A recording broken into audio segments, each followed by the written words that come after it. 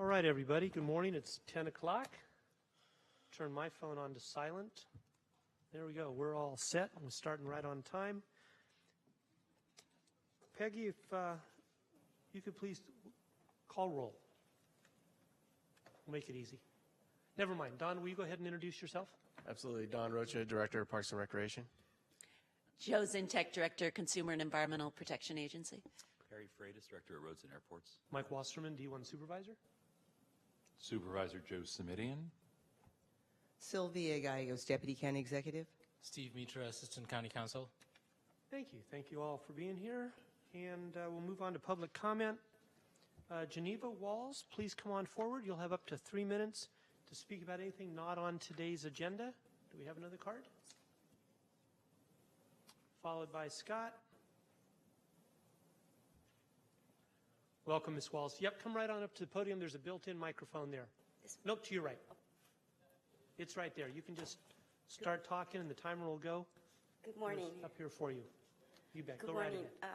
I'm a student actually at De Anza, majoring in political science. So this is my first time ever doing this. So I'm actually writing in regards to I'm actually going to direct the question probably to Don because he's with Parks and Recreation, and it's in regards to the Vasona referral that was done for an analysis. I thought that the meeting was today in regards to this item, and so my question is, what is the outcome? And my second question is, when is the next meeting so that I can attend and listen?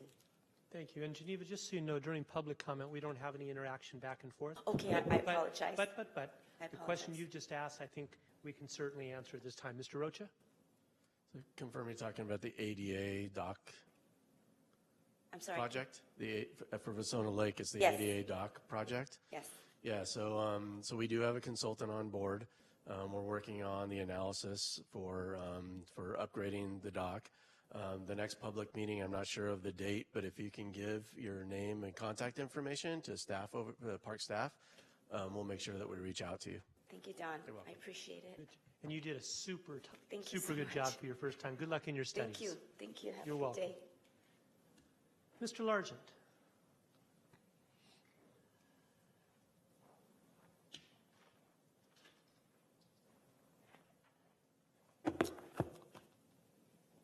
Ready when you are, Peggy. Thank you. Thank you. Scott Largent, good morning, everyone. This might sound like kind of a weird one to talk about here, but it's just real life. I try to talk about just real situations. So, earlier, bless you. Earlier, I just got to be open and honest about it. So I had to use the bathroom really bad. Okay, stomach issues lately. So you're kind of coming through the county building. And, you get that, you got to find that restroom, okay? So I'm kind of going down there, you go in the first restroom, and of course it's occupied in there. You kind of make it downstairs, and that one's occupied. So then you're like, oh no, what do I do? You got to kind of go up there, wait in the hallway. We all know the got to go number 2 dance. And the reason I bring this up is I had the same thing happen the other day when I was downtown, right when City Hall closed at about 5 o'clock.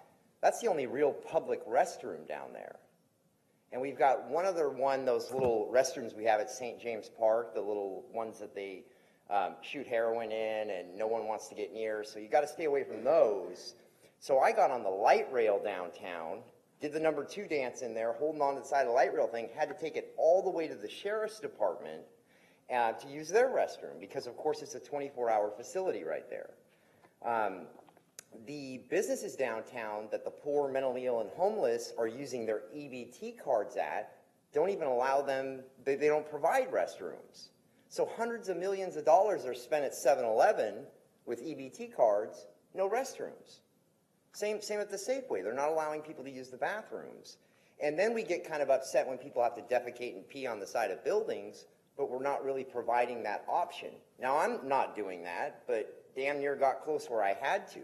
There's really no other options for people. San Jose PD, you got to go through a metal detector. People don't even know that there's a public restroom if they're going to allow you to use it. Public Defender's Office has one, but most people don't even know that. And you guys don't get to experience that because you have key cards and you can get right to those nice restrooms right away. They're very easy and accessible. So I just find that really strange that we're not kind of looking at things like that. And I would like to see the county maybe start providing, I see those portable showers and laundry things that we have. Why don't we just set up shop down at St. James Park? Why don't we set up shop at the railroad tracks and start cleaning people up? Start giving them showers, start washing all their clothes, because then that's going to make it easy for the cops to actually arrest them, search them, find drugs, and get them into the Santa Clara County Jail and get them help. You kind of see where I'm going at this? The cops don't want to touch the people that haven't showered for 6 solid weeks and have all these layers on. We can wash them up, we can clean them up, we can kind of get them back into the system right there instead of just setting them off to the side to die. So, thank you. Mr. Largent, if you can just stand second, because you're going to be up on number 9 in just 1 minute. Just 1 minute. Thank you. So that concluded our public comment portion. We move on to item 3, which is to approve the consent calendar, which currently includes items 8 through 14. And Supervisor, I would suggest we add number 6 onto consent if you don't have an issue with that. Okay, and then we do have a speaker card from Mr. Largent on item 9. Scott, that's regarding the EPA and the University of California Extension Program. Okay. And you'll have 2 minutes to speak on that. Thank you, Peggy. Great. Thank you. Scott Largent. Yeah, I noticed that are on there about the Environmental Protection Agency, and I've been doing a little more research lately. What I'm really wondering right now is if anybody wants to take a field trip, just go on a simple walk right around here, because a lot of people walk around the building here, and all you have to go is just a little farther right to the Guadalupe Bridge right there. So everybody does their little walk. All you got to do is kind of circle around, stand at that bridge, and look down at the Guadalupe right there. And you'll see containers, trash, dumping fluids, and isn't that part of the Environmental Protection Agency to regulate that stuff, to monitor it, to repair it? I thought that's how it worked. And how could we have that going on right there? There's a gentleman over there that's methed out of his mind. And the things that he's building and constructing in our creeks right there, he's defecating, he's urinating in the creeks, he's dumping chemicals. And you can stand right there and look at the disaster right there. And it gets worse every single day. Are we going to dispatch somebody? Are we going to send somebody out there? Are we going to start repairing that right there? I've talked about it for a long time. It's right there. Please just go take a look at these things, and then you can dispatch the proper people. And if a homeless person ends up out there and it's nice and clean, I don't think they're going to start building all that weird stuff. They're hanging things from trees and lines. They're tapping into the water pumps over there, the watering stations. I mean, it's just, wow, that's expensive stuff. So that's why I was on for the Environmental Protection Agency. Thank you. Understood. The only other speaker card I have, Mr. Muirhead's on number 5, that we'll get to in just a minute. So nobody else here wishes to speak about any other item on today's agenda. So Supervisor, with that, item 3, approval of consent items. Like I said, we have 8 through 14. We agreed to add item 6 on it. Thank you very much. That passes unanimously, Peggy. So 8 through 14, including number 6. We now move on to item number 4, receiving a report from the Parks and Recreation Department relating to Sanborn. Mr. Rocha. Thank you and good morning. We're coming back again with the Sanborn County Master Plan. As you recall, a couple months ago, we presented the master plan that was to give us the guidance for the future development of the park. The CEQA had not closed at that time, so I'm just glad to report that the CEQA has closed in April, and we are here to answer any questions that the supervisors may have. Thank you for that riveting report. Supervisor Smitty. My questions may not be riveting, but thank you for the opportunity to present them nonetheless. Question number 1 is, my understanding is that there was some indication that a red light might be called, or a traffic light might be called for. Am I remembering that correctly? Correct. There was a comment from Caltrans in the comment period. However, we did a traffic analysis, and a red light is not required. Why did they think it is and we don't think it is? What's the on the one hand, on the other hand on this one? So we had our consultants prepare a traffic analysis, and when Caltrans reviewed the CEQA document and that analysis, they referenced that a signal warrant analysis demand should have actually been done as part of the original traffic analysis. So we added that as an addendum to the traffic analysis. And during that time in review, they determined that the minimal increase in the amount of truck trips was below the threshold for requiring a signal warrant, a signal. Caltrans did. Correct, yes. Thank you. And our staff is comfortable with that conclusion in terms of safety concerns? Correct, yes. Yes. Okay, thank you. We had some neighbors who were anxious about the potential adverse impacts of more folks in closer proximity. Do we have any speakers today? If I can just check with No, the we chair. don't. Okay, great. We are not being asked, as I understand it, to, quote, approve this today. We're simply being asked to forward it to the full board. Is Correct. that correct? Okay. Just wanted that to be a matter of record. And then one of the neighbors had apparently asked for some cyclone fencing to prevent accidental incursions, folks who are on county property wandering into their private property. What was the outcome of that conversation, if I may ask? So staff spoke with maintenance, and it is not typically something we do, but we would be willing to work with a neighbor, and there is the option to look into providing fencing. Yeah, I don't know this site particularly well. I don't want to claim that I do, and it's you know, understand you can't put a cyclone fence around every county park. I get that. That being said, if we've got a place where there's sort of a seamless, invisible boundary between an area that's going to have greater public use and someone's private property, not what I think of as my backyard in a suburban setting, but sort of truly their backyard in this kind of setting. How might I best, through the chair, ask staff to continue to explore that and just report back? We can look into that. We'll look into that more closely. We typically have our boundaries designated with some type of fencing. Cyclone fencing, because there is a creek nearby as well, we have to evaluate that for wildlife movements and other things that may, impact the environment. So when we look at it, we'll see if cyclone fencing is appropriate or some other type of delineation.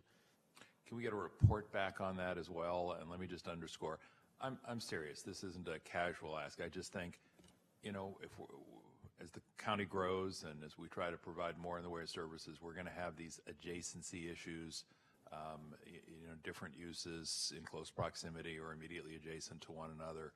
I think we need to think through as a public agency how we want to be a good neighbor.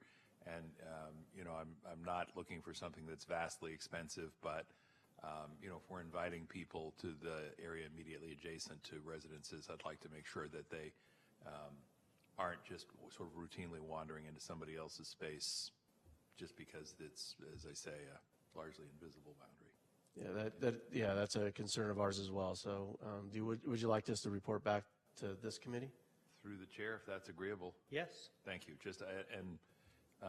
Mr. Chairman, actually, if you'd like, that can be an off-agenda item so that we don't take up committee time Sure. with it. And then if I think there's- they've heard what you said, and they're going to look into coming back with alternatives and locations. Great. I think that's important. There were concerns raised about fire danger, and I saw the commentary about best practices, but staff have any comments on fire danger? Yeah, so typically within our boundaries, we, especially in an area that's being developed like that, because we are inviting people and it is a campground, so there are open campfires, we do prescribe a field break, typically around all of our use areas. And then, of course, our staff are trained in initial response and have all the capacities to be able to respond for a fire, as well as working with CAL FIRE and County Fire. All right. Well, Mr. Chairman, the recommended action says to receive the report from Parks and Rec relating to Sanborn County, but I think we're also being asked to simply forward it without recommendation to the full board, and I'd be happy to make a motion to that effect at this time if that would help move the process along. That's fine with me as well. Thank you. And again, with the direction for a report back on the fencing issue. Thank you so much. Understood. Thank you. That concludes item number 4. We didn't have any speaker cards. We move on to item 5. And staff members, I think we should hear from the public first on this item so that you might be able to answer any questions that he raises. Mr. Muirhead. Welcome from lovely Morgan Hill. Haven't been there since yesterday. A pleasant journey up from the frontier on the light rail. There you go. Thank you, Chair. Good morning, supervisors and staff. For the record, my name is Doug Muirhead. I live in Morgan Hill. I'm going to ask that you consider having a LAFCO representative, LAFCO standing for Local Agency Formation Commission. on your Guiding Principles Advisory Committee. LAFCO already is challenged by the need for intelligent growth against the desire to maintain the rural nature of the unincorporated county. With the state continuing to erode local control, which is my impression, over population and housing, cities like Morgan Hill will undoubtedly seek to expand their city limits. How LAFCO will deal with those requests might be less contentious if consideration were given in developing the general plan. I don't know that that's necessarily true, but I offer for your consideration. Thank you. Thank you, Doug. And again, I'll just confirm we have no other speakers on this item. If there is anybody here, we'll have, after we hear item number 5, remaining item will be item number 7. If anybody wishes to speak on number 7, please submit a card over there so you're queued up to do so. And with that, we'll turn things over to you, Jack. Thank you. Good morning. Jacqueline Anshano, Director of Planning and Development. We are before you today to receive a report relative to the 1994 General Plan update and the process that we're proposing.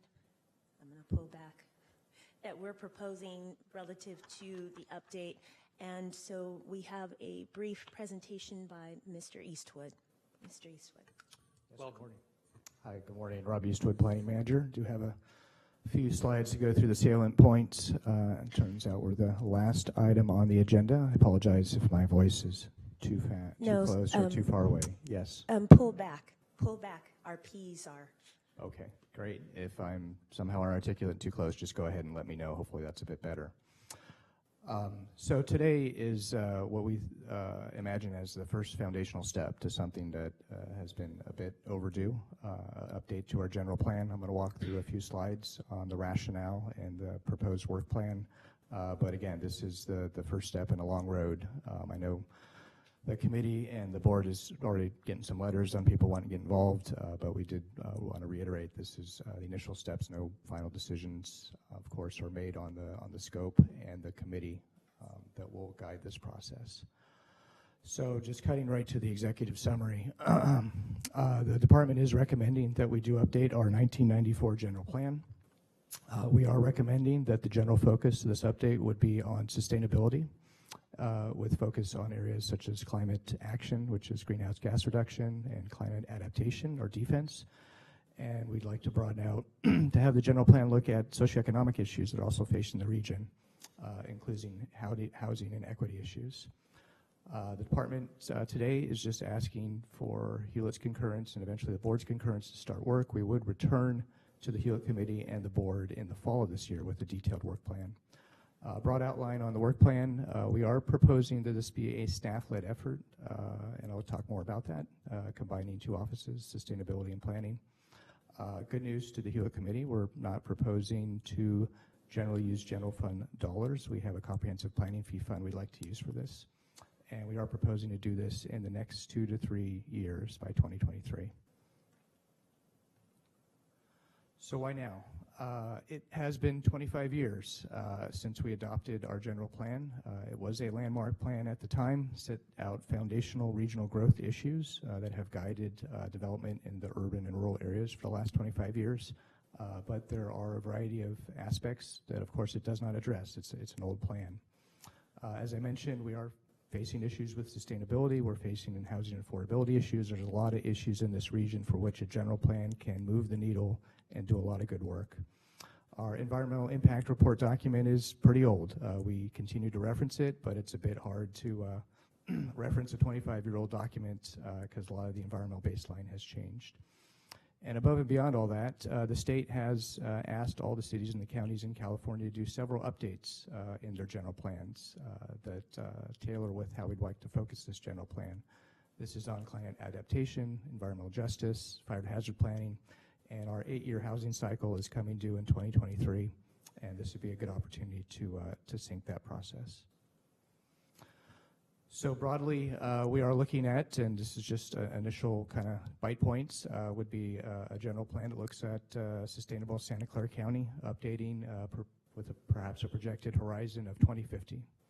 I took the liberty of taking some graphics off of our Office of Sustainability website to give you some graphics, just ideas on sustainability. On the lower left, you'll see this a lot in sustainability discussion, a Venn diagram on how we balance environmental, social and economic issues together in looking at sustainability. So why sustainability? Well, the board has previously given our department and the administration direction to update our general plan with sustainability principles. Going back to 2009, your environmental stewardship goals, one of those says to update the general plan, incorporating sustainability standards. The board reiterated that in 2010. Most recently, 2017-18, the board has confirmed its commitment to the Paris Climate Accord, its GHG reduction targets, which is generally on county operations. And as you know, you have multiple sustainability programs. A lot that focus on county operations, but a lot of partnerships with cities and other entities in the region focused on sustainability. As I mentioned, the state has laid out requirements that we do update our general plan in the next 2 to 3 years. SB 1000 requires us to update and adopt an environmental justice element. A lot of cities and counties are starting work on that, and we would too. That would have to happen with any major general plan update. SB 379 does require us to update policies looking at resiliency and climate adaptation, and that would have to happen in the 2022 timeframe.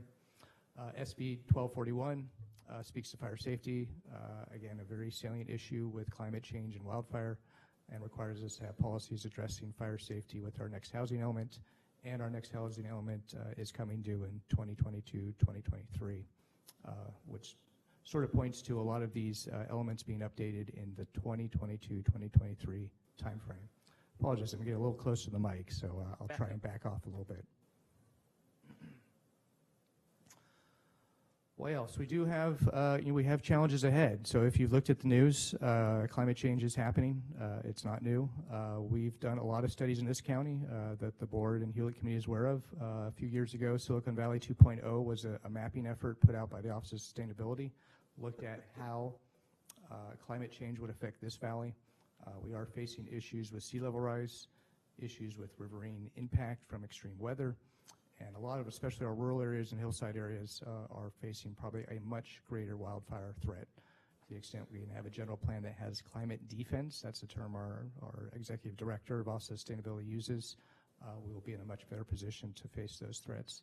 In addition, if you zoom out, issues such as peak oil, probably in the next 20, 30 years, energy sustainability is going to be a key issue.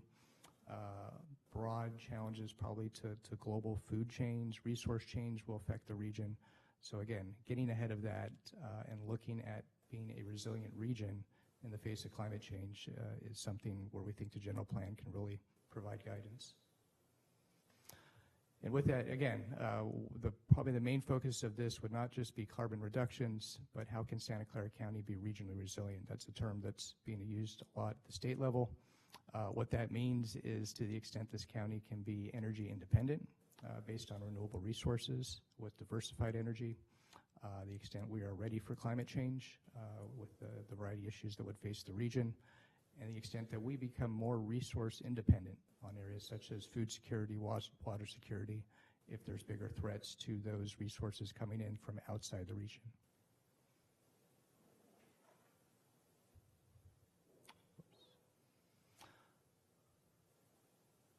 Principles guiding the general plan. So the department is proposing to maintain our key foundational regional growth management principles.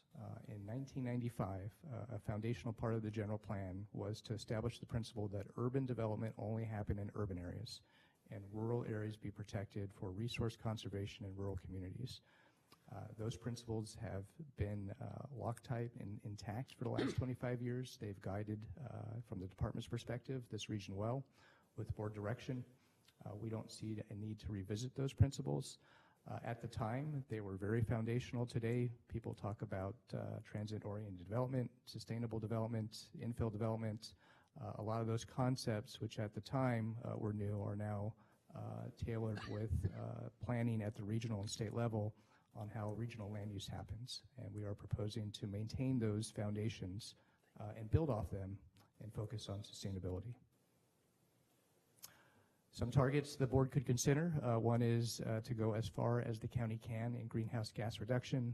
Last year, Governor Brown, before he left office, established a target of I believe it was 2050 carbon neutral. It's something the county could consider. A lot of that will depend on electrification of probably our transportation fleet in a lot of areas to have sustainable energy that can be harnessed and used. Again, focusing on climate defense is a term in which we're ready for climate change and can build our rural and urban communities to be ready. Looking at social equity, environmental justice issues. Of course, as you know, we have a large affordable housing issue in this region, but also large environmental justice issues we could address, equity issues that could be tailored into the general plan. And then above all that, just in broader environmental sustainability principles. We do have, as a society, still large waste issues. The board's taken a lot of direction on shutting off types of single-use disposable products, such as bags, polystyrene, but to the extent we could establish policies that look at that waste stream and probably wean us off of single-use disposable products is somewhere where perhaps general plan and stewardship policies could start.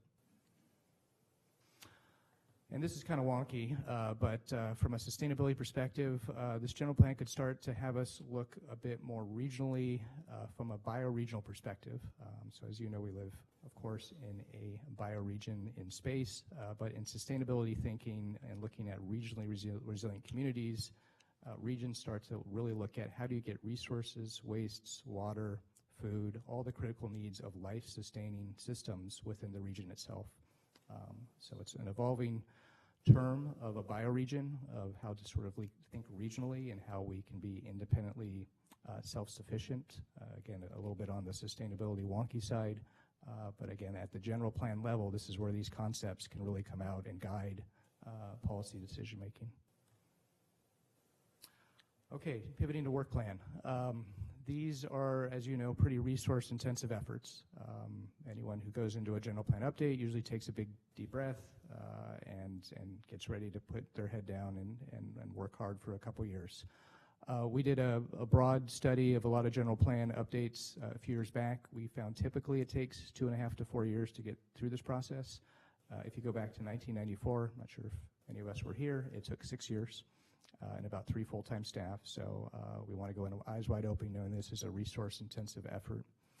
We are proposing a few things, hopefully to scope and make it go faster. A lot of general plan updates kind of fall by their own weight. Sometimes a lack of direction or too many focus areas that aren't focused allow these things to drift and not get to where they should be going. So we're proposing a 3-prong effort. First is with Hewlett's acknowledgement, hopefully in the boards, we'd like to put our heads down, go back through our existing general plan, really itemize areas in addition to sustainability where we need updating to help focus the effort.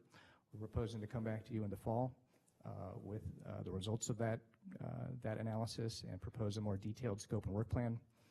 Something that can really help guide general plans is what are called guiding principles. We are proposing the Hewlett Committee and Board consider first establishing a committee. It could be this Hewlett Committee or a task force, works with the department for a few months on establishing guiding principles that would guide the general plan. With those in mind, it would keep the focus of the plan moving in the direction the board would like as the plan starts, and that would be in the spring 2020 timeframe. And then finally, starting, once those are adopted by the board, we'd get to work. Generally, there's a general plan steering committee that would work with the department with regular updates, probably to this committee and the board on the status, and that would be about a 2 to 2.5 year effort with a target to complete that by the end of 2022. As you might remember, some of those updates required by the state do start to land in 2022, so we will look closely if this is if phasing is needed, if some of these policies need to be adopted as a first phase to meet those targets with other policies to follow. Staffing and funding. There's a term some folks in our office have used called thud weight. When you go off and hire a consultant, they come in and bring you a big report. A lot of general plan efforts are consultant driven. What we'd like to do is a little different. We'd like to staff this from within for a couple reasons. One is we have a lot of sharp folks in the Office of Sustainability who know sustainability. We think we know land use pretty well. Getting a nice tight team of a few folks from both departments working together will be a more proactive effort.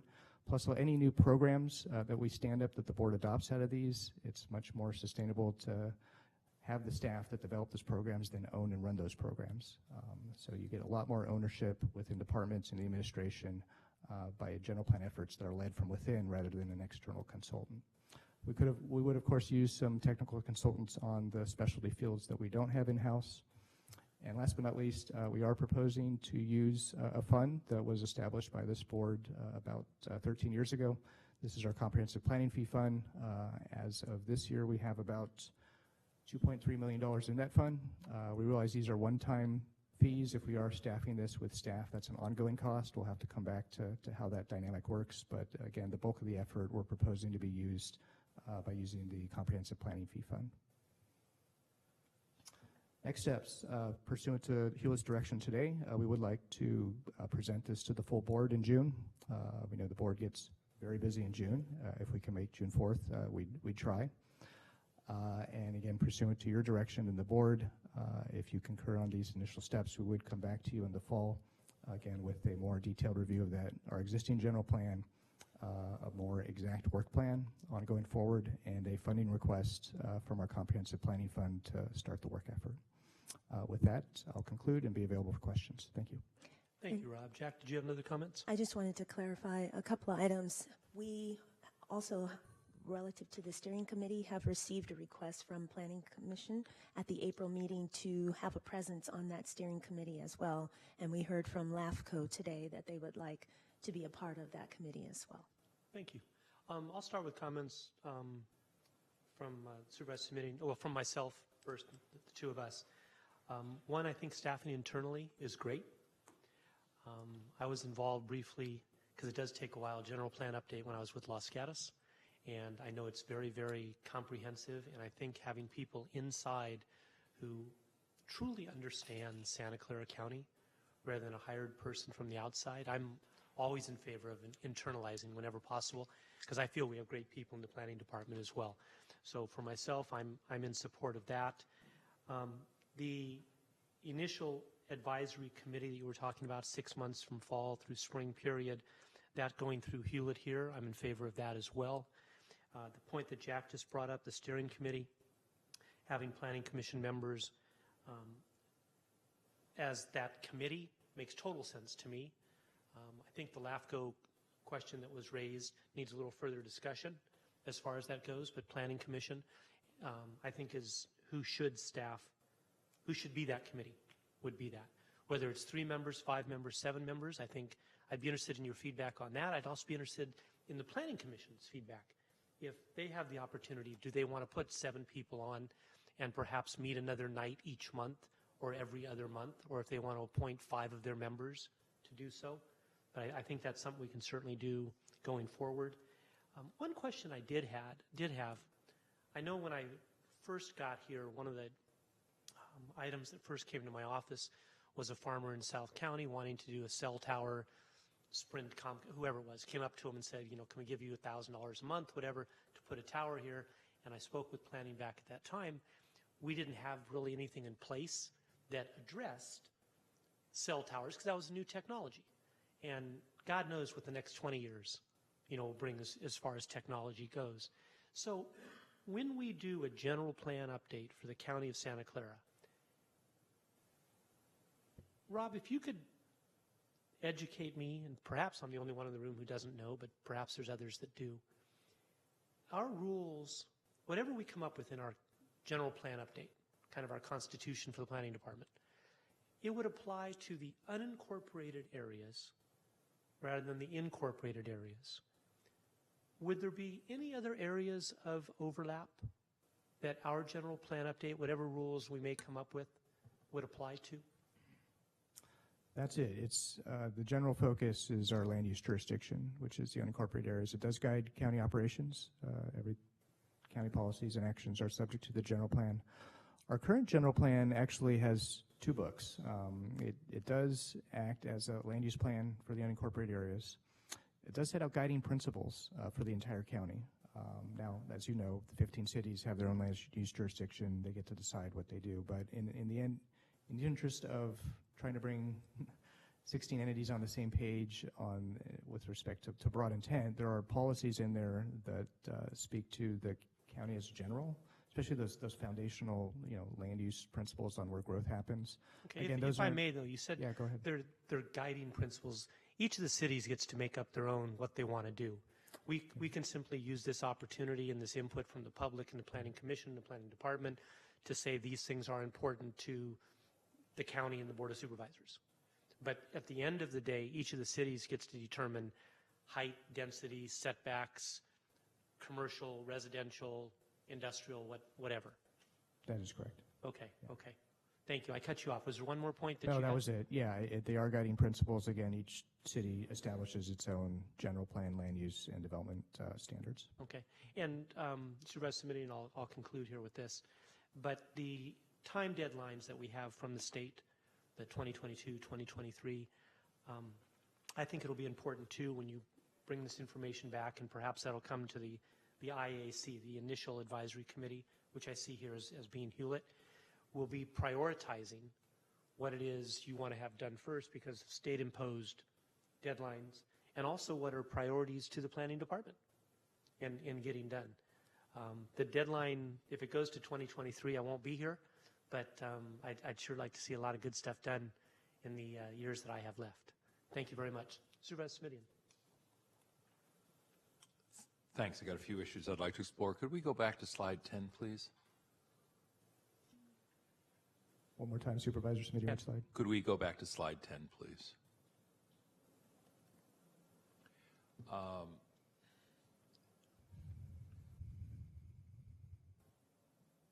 And to slide 9, please. Thanks. We could just hold there, that'd be helpful. Let me ask, I think, and Mr. East would help me with the right numbers here, I think that something like 50% of the development that actually occurs every year in Santa Clara County, the unincorporated county, is on the Stanford campus lands for which we have land use planning authority and responsibility. Am I remembering that right? I don't have the number offhand. I'd say with respect to development intensity, the vast proportion of the development intensity in the unincorporated areas is on Stanford campus. Yeah. Could I get an off-agenda assessment within the next week, please, of what percentage of actual square footage processed by our county in any given year, using recent years, 16, 17, 18, is on the Stanford lands? My recollection when I've asked planning staff in the past is that it's about a half, but my recollection could be wrong, and it may have been that the, off-the-cuff response was, wide of the margin one way or the other. So I think it's like, but. Supervisor Smitty, was your request then for 3 years or 5 years? What were you asking? Well, I'm trying to make it easy on the staff. If they've got a couple of years, great. I'm not asking for a research project or a PhD thesis. I'm just trying to get a rough sense of how much of the development that actually occurs in this county happens on the Stanford campus, because I think you're right. It's obviously a timely matter, and obviously a matter of interest and importance in my district. I'm looking at this map on page 9. And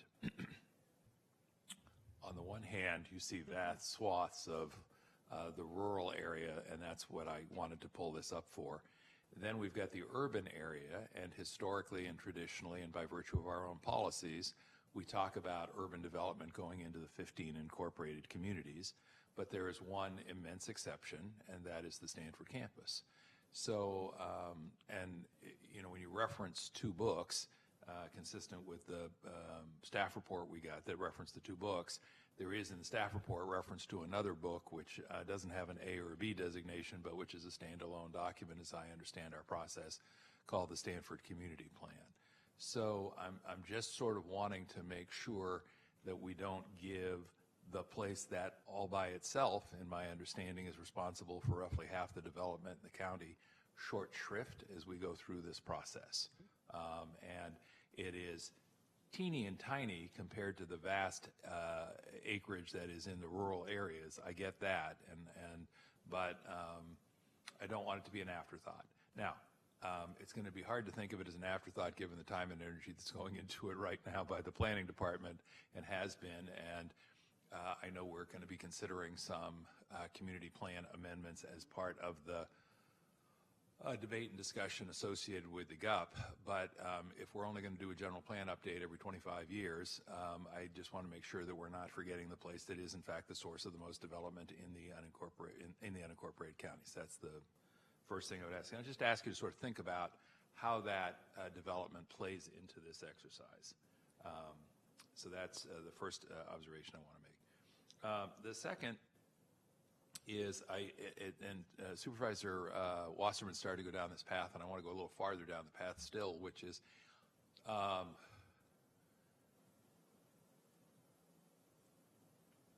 we're going to do a general plan update while acknowledging that the growth and development is channeled into the 15 cities and towns. So how relevant are we if that's where the action is, so to speak? Because it seems to me there are going to be real limits on the impact of our decision making, and we can have all the great regional growth management principles we want, except as the 15 cities would correctly tell us, we are not the boss of them. So thoughts about that? I'm trying to think through how we use this exercise, and also candidly what the limitations of the exercise may be. Rob? It's a good point. It is. As you know, I guess one might say we've sort of planned ourselves out of oversight of land use by good planning principles. Is that we govern the rural areas. We have foundational principles to protect those areas. We're proposing we maintain those. A lot of general plans focus on growth, and the general plan directs growth into the cities, and we generally defer to those cities. So I don't have a direct answer to that question.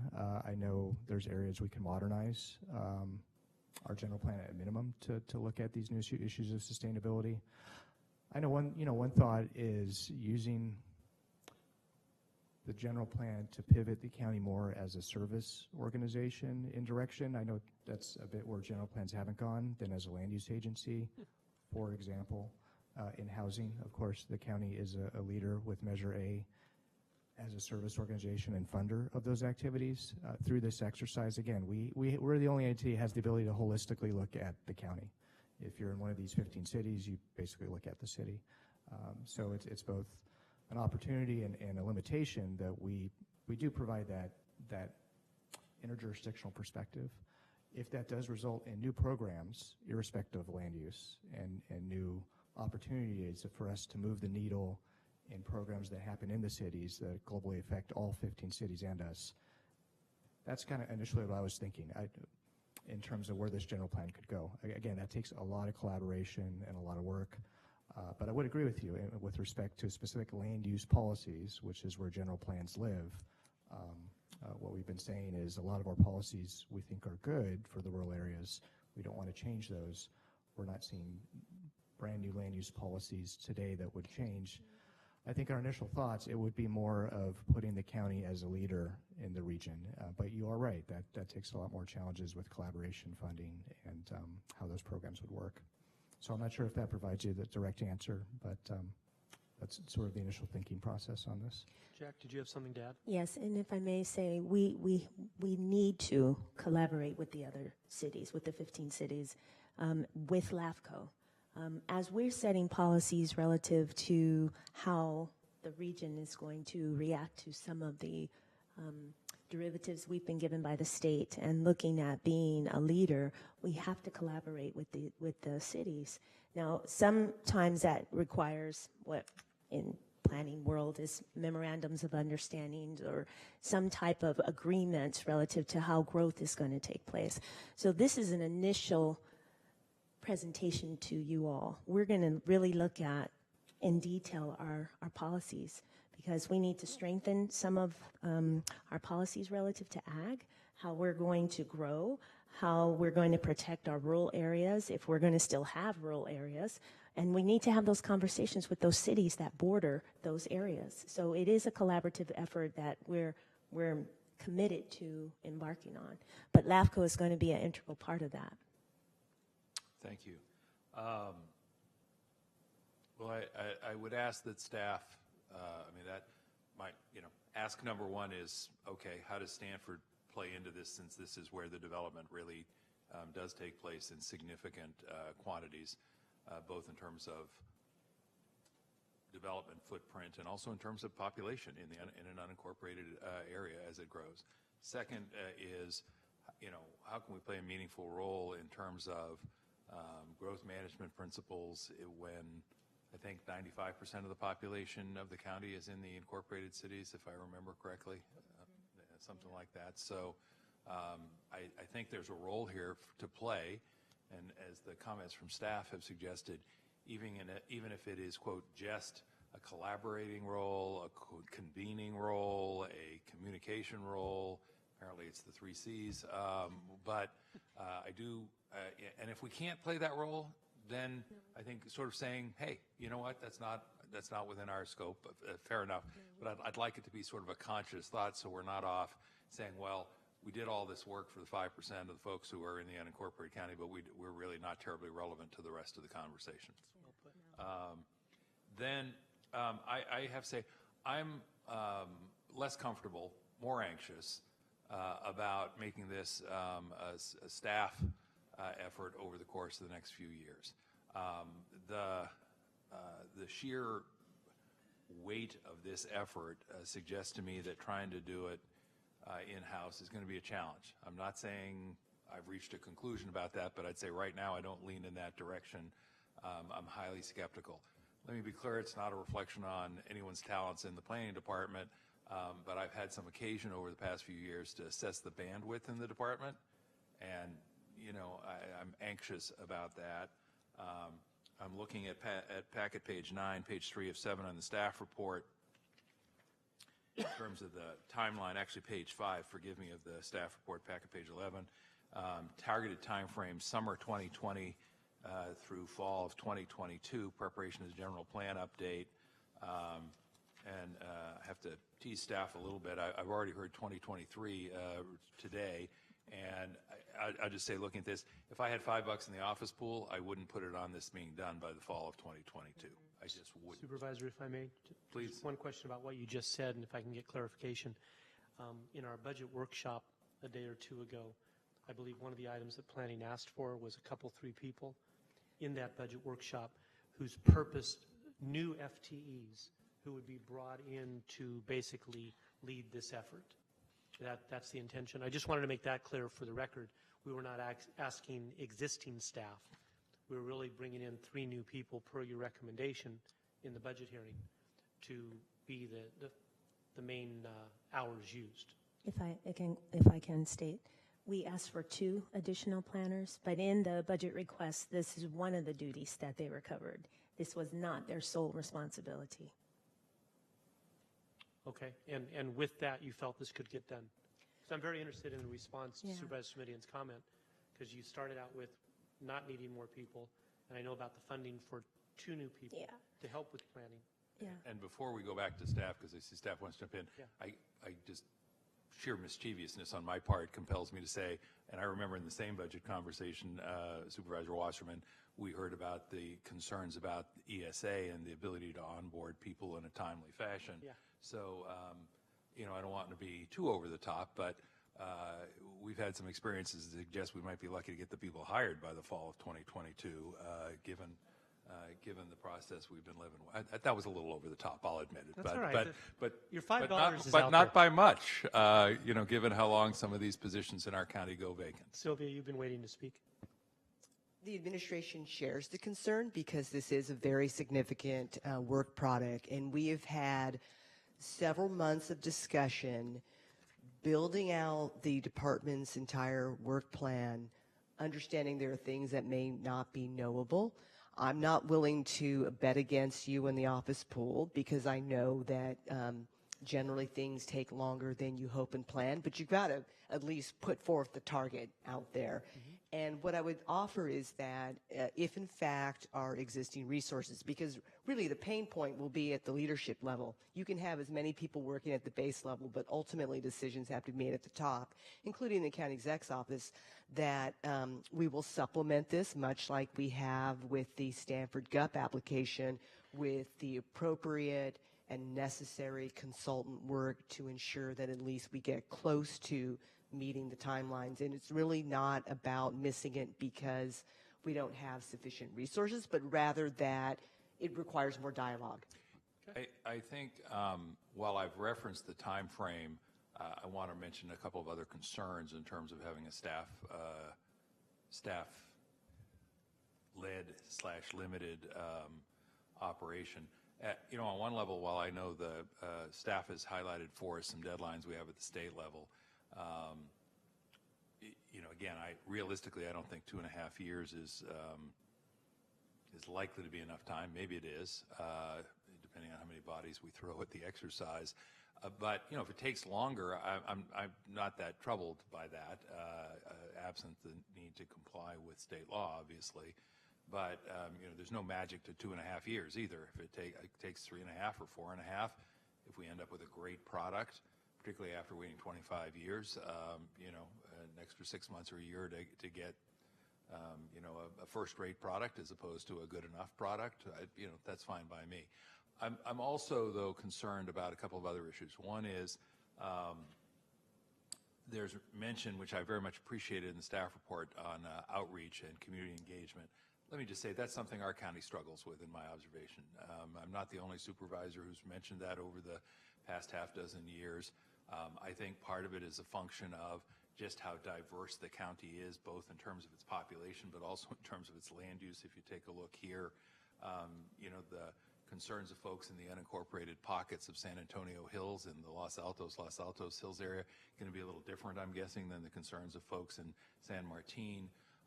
So bluntly, I'm worried about our ability as a county to do a good job on community outreach and engagement. It's a hard thing to do under the best of circumstances. We have particularly challenging circumstances.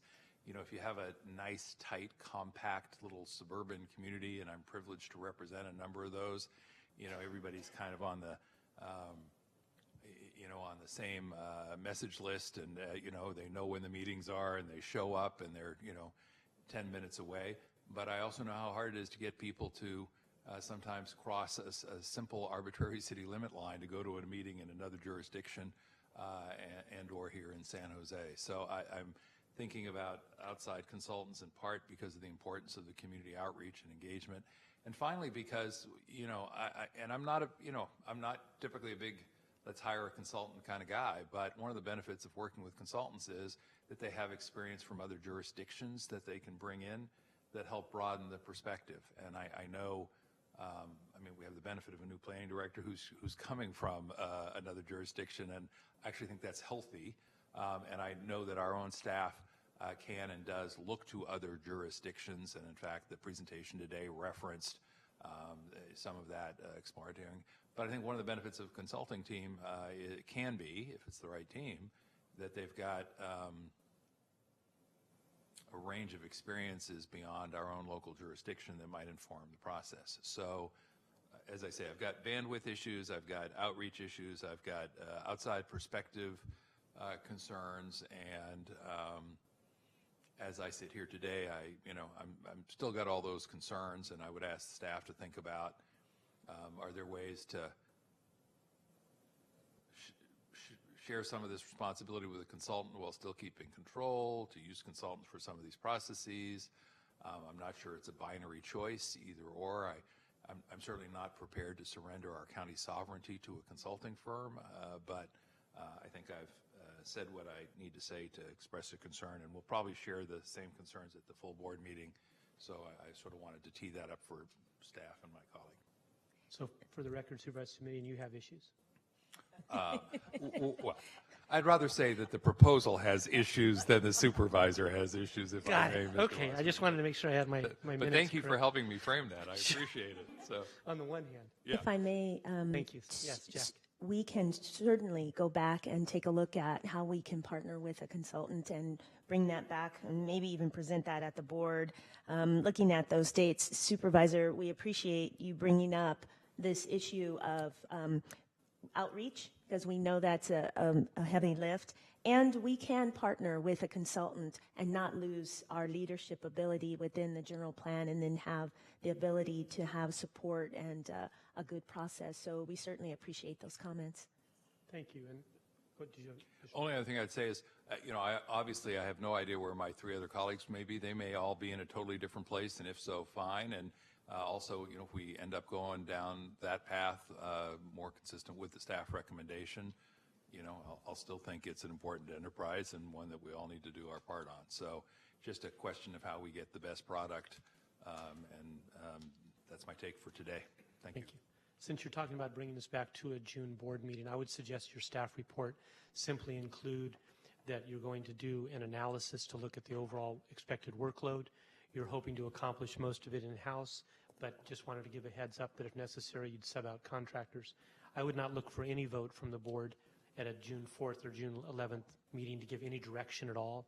I would leave it open there that you will come back at a future date, further analysis, and make a recommendation. The Supervisors Committee and I both said the same type of thing. He said it a little bit better when he got into the 5% of the population is in the unincorporated area, and probably 50% plus of the development that's taken place in the unincorporated area has been in Stanford. And with this development agreement, GUP, whatever, I'm guessing that at least 50%, if not more, in the next 10 years of development in the unincorporated area will be in Stanford.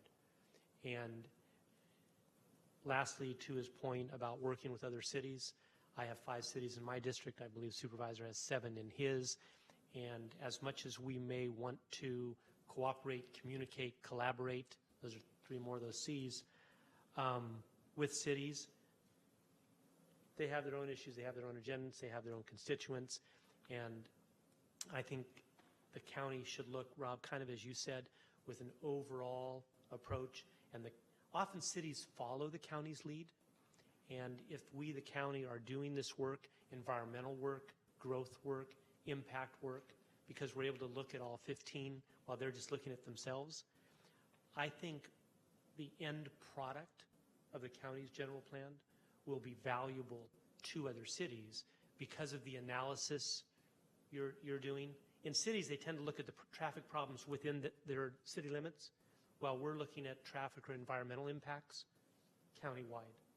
And so I think we can look forward to that much collaboration. But I think this is a county project for unincorporated lands, and I think that's where our priority should be. Thank you very much. Supervisor, any other comments?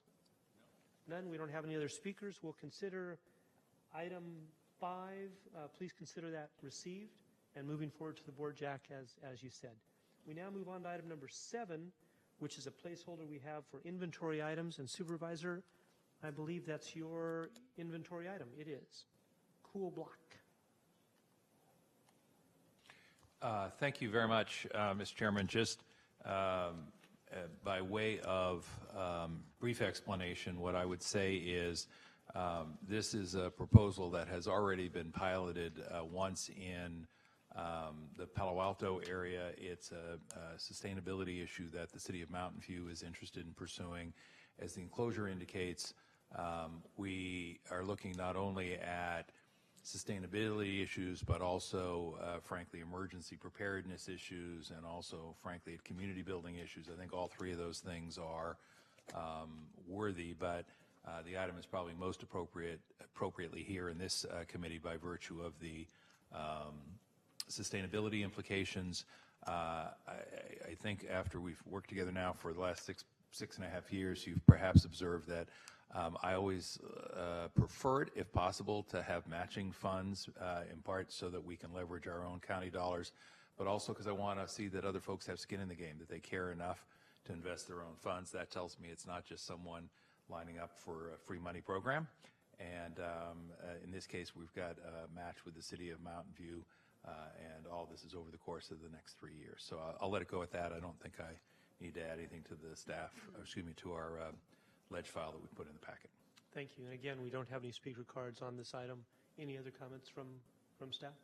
Seeing none, so it'll be the recommendation then from this committee to move this forward to the board with a recommendation of approval. Is that your motion? If that's the appropriate motion, that is my motion, sir. Then that's what we've got. Okay. Thank you.